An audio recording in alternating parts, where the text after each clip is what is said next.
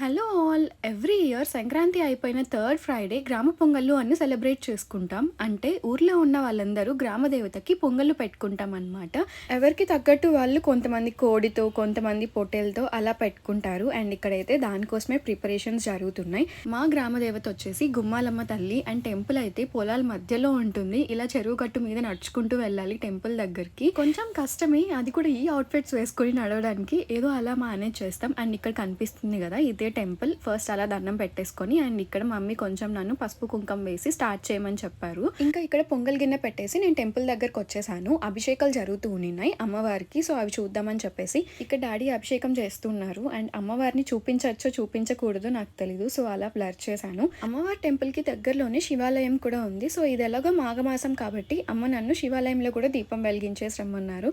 ఇంకా అక్కడ అభిషేకాలు అయ్యేలోపు శివయ్యకు దీపం వెలిగించేసి వచ్చేసాను అనమాట. అండ్ ఇంకా వచ్చేలోపు అమ్మవారిని మంచిగా రెడీ చేసి నైవేద్యం కూడా ఇచ్చేసి ఉన్నారు. సో మంచిగా బ్లెస్సింగ్స్ తీసుకొని ఇంటికి రిటర్న్ అయిపోయాం.